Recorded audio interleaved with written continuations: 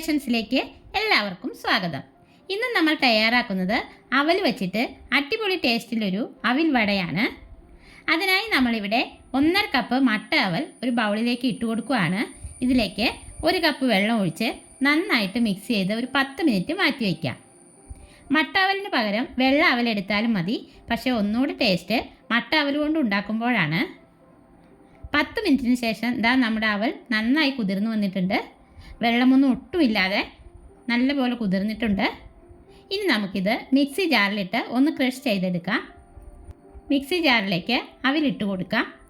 ഇനി നമുക്കിതിലേക്ക് ഒരു 2 ടേബിൾ സ്പൂൺ തേങ്ങ ചിരകിയതും 3 ചെറിയ ഉള്ളി നമുക്കൊന്ന് കട്ട് ചെയ്ത് ഇതിലേക്ക് ഇട്ട് കൊടുക്കാം കേട്ടോ. ഒരുപാട് നമ്മൾ അരയ്ക്കുന്നില്ലല്ലോ, അതുകൊണ്ടാണ് ഇങ്ങനെ ചെറുതായിട്ട് കട്ട് ചെയ്തിട്ട് കൊടുക്കുന്നത്.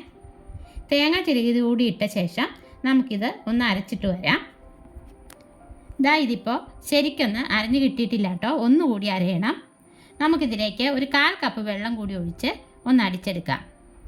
ഇത് നോക്കിയേ, ഇത്രയ്ക്ക് അരഞ്ഞു കിട്ടിയാൽ മതി കേട്ടോ. ഇനി നമുക്കിതൊരു ബൗളിലേക്ക് മാറ്റി കൊടുക്കാം. പിന്നെ നമ്മളിതിലേക്ക് ചേർത്ത് കൊടുക്കുന്നത് ഒരു ചെറിയ സവാള പൊടിയായി കട്ട് ചെയ്തത്, പിന്നെ ഒരു 5 പച്ചമുളകൊക്കെ നമ്മുടെ എരിവിനനുസരിച്ച് ഇട്ട് കൊടുക്കാം.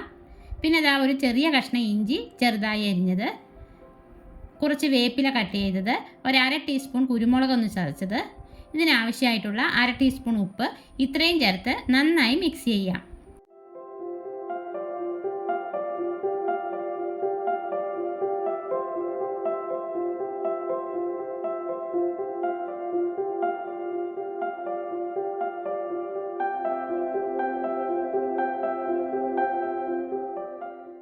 ഇതിലേക്ക് നമ്മൾ ചേർക്കാനായിട്ട് എടുത്തേക്കുന്നത് 3 ടേബിൾ സ്പൂൺ പുട്ടുപൊടിയാണ്. അതിൽ നിന്ന് പകുതി ചേർത്തിട്ട് നമുക്കിതൊന്ന് മിക്സ് ചെയ്യാം. വേണമെങ്കിൽ പിന്നീട് ചേർത്ത് കൊടുക്കാം. നമ്മൾ ആ പൊടി മുഴുവനും ചേർത്തില്ല, 1.5 ടേബിൾ സ്പൂൺ മാത്രമേ ചേർത്തിട്ടുള്ളൂ. ഇത് മതി, ഇതിൻ്റെ വെള്ളം എല്ലാം കറക്റ്റാണ്. നല്ലപോലെ കുഴച്ചെടുത്ത ശേഷം കയ്യിൽ അല്പം വെളിച്ചെണ്ണ ഒന്ന് തൂത്ത് കൊടുക്കാം. എന്നിട്ട് ചെറിയ ബോളാക്കിയെടുത്ത് ഒന്ന് പരത്തി നടുക്കായിട്ടൊരു ഹോൾ ഇട്ട് കൊടുക്കാം. എല്ലാം നമുക്കിതുപോലെ ആക്കിയെടുക്കാം.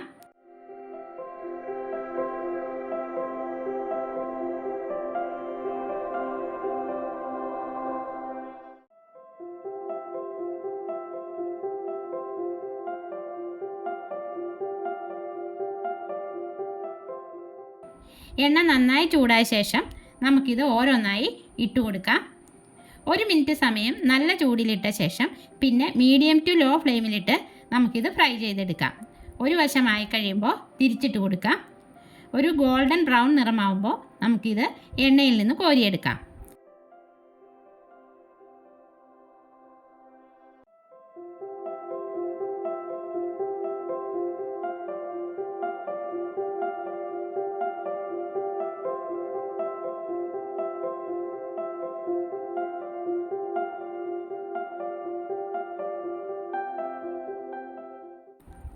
ബാക്കിയെല്ലാം നമുക്കിതുപോലെ ചെയ്തെടുക്കാം.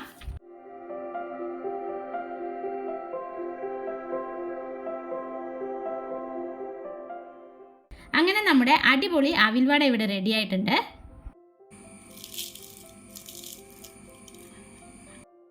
പുറമേ നല്ല ക്രിസ്പിയും ഉള്ളിൽ നല്ല സോഫ്റ്റുമായിട്ടുള്ള ഈ വട കട്ടൻ ചായയുടെയൊക്കെ കൂടെ കഴിക്കാനായിട്ട് നല്ല ടേസ്റ്റാണ്. ഉഴുന്നുവടയൊക്കെ ഉണ്ടാക്കാനായിട്ട് കുറച്ച് സമയം കൂടുതലെടുക്കും. അവിൽവട ഉണ്ടാക്കാനായിട്ട് വളരെ എളുപ്പമല്ലേ?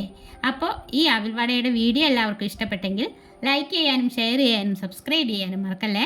അടുത്ത വീഡിയോയിൽ നമുക്ക് വീണ്ടും കാണാം.